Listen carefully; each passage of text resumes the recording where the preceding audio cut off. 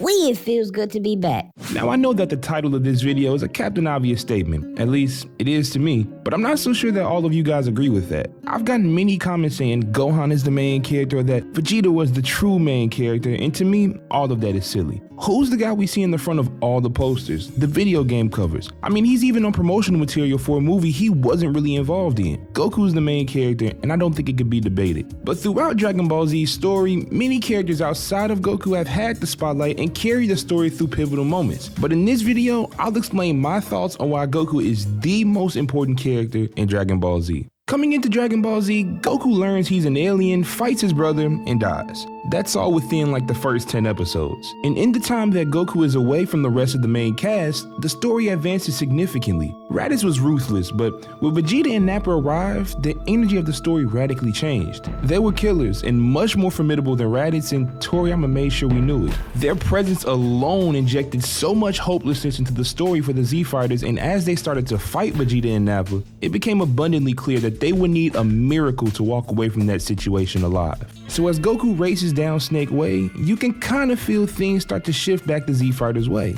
More life was being pumped into their situation, and that's how I view Goku in Dragon Ball Z. He brought a positive energy to every encounter the Z Fighters had. Goku was the heartbeat. When he was away, the rest of the body systems were failing. His comrades were falling left and right, but as he got closer, that heartbeat got a little stronger, a little faster. And as he stared down Nappa and Vegeta, the body started healing. You just knew that Goku was going to fix what had happened there, and that's exactly what he did. He didn't do it alone, but he was still the reason that the job got done and the Earth was saved. After the fight, Goku again found himself in a situation where he'd be out of commission for a while. So his son and two of his best friends leave him to go to another planet in an attempt to resurrect their fallen comrades. But the situation on Namek goes from bad to worse, and Goku again had to make his way to his friends to remedy the situation. And as his loved ones were in numerous battles risking their lives, Goku was on a ship training harder than he ever had before. And again, you can start to feel that heartbeat get a little stronger, a little faster.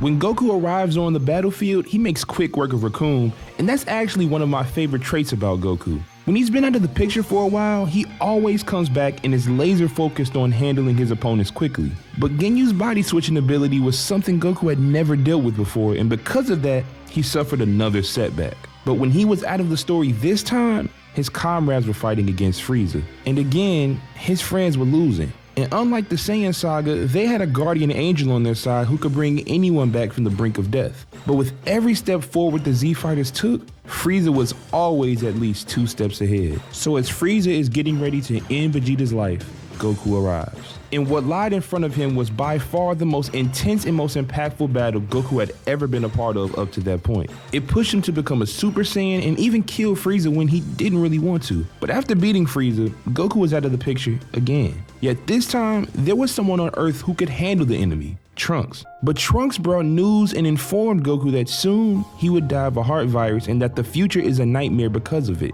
A heart virus eliminated the heartbeat and the rest of the body died as a result. Vegeta, Krillin, Piccolo, Tien, Yamcha, and even Gohan all died. So with the antidote for the virus and information about the androids, the Z Fighters train their hardest to be able to withstand the might of the androids when that time comes. And when that day arrives, it seems that they prepared almost too well. Goku was easily taking care of Android 19, and you could kind of get the feeling that Piccolo wasn't too far behind Goku, so this was going to be a breeze. At least, that's what would have happened if Goku didn't get sick during his fight with 19. So yet again, Goku is sidelined. And while he was away, we go from Android 19 and 20 to 16, 17, and 18 to Cell. And this all happened in less than a day. Drastic measures were being taken to try and fight this. Piccolo and Kami fused, leaving the Earth without any Dragon Balls. Tien almost killed himself, and Vegeta was out in the middle of nowhere screaming at the top of his lungs because the Z Fighters were running out of options. Until Goku woke up and suggested that they train in the hyperbolic time chamber. And this gave the Z Fighters the boost they needed to hold off Cell as he was evolving. And it was also during this time where Goku realized the only way to beat Cell didn't involve him. Goku fought against Cell with all he had just so his son could watch and figure out the best way to fight. And when it was Gohan's turn, Goku couldn't help but smile. Because as everyone else around him began to worry, Gohan just kept on getting up without his power going down. And before he even transformed, Gohan didn't really lose to Cell in the fight. Gohan was kind of just letting stuff happen to him and his friends, and then he snapped. It then became abundantly clear that this was the fighter Goku knew could beat Cell. This was Toriyama trying to let us know that Goku couldn't save the day this time.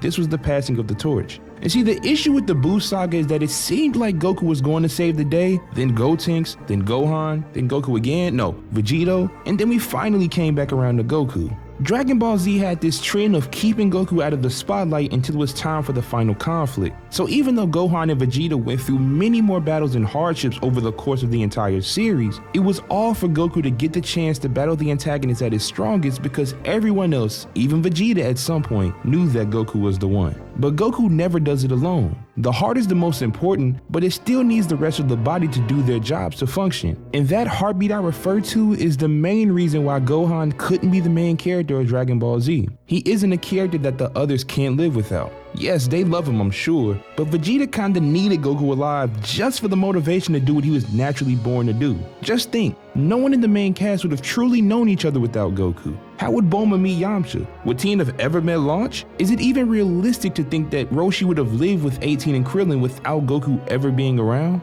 Gohan didn't have that kind of effect on people. I mean, maybe if Toriyama introduced a bunch of new characters that Gohan knew, but that didn't happen. I mean, I guess you could say he tried when Gohan went to high school, but that was short-lived. Without Goku, without that heartbeat, everything goes dark. The body goes into panic mode, and that is what Dragon Ball Z did in every saga. People died or were greatly injured every time Goku wasn't around. Goku himself couldn't even realize just how important he was for the survival of the cast when he recommended that he stay dead after Cell's defeat. So that's why even after the huge mess that is the Buu saga, I love the ending of Dragon Ball Z so much. It ends with Goku. Even when I stretch it to Dragon Ball GT, the reason I love the ending so much isn't because of GT itself, but because of Goku's story from when he was a child. So if you think there's still a character more important than Goku in Dragon Ball Z, please let me know why down in the comments because I truly want to hear your explanation. But with that being said, if you enjoyed this video, please leave a like and subscribe to the channel. I appreciate it more than you guys will ever know. We're on the road to 5,000 subscribers and everyone counts. Again, this is BigTune and thanks for watching. Y'all have a good one.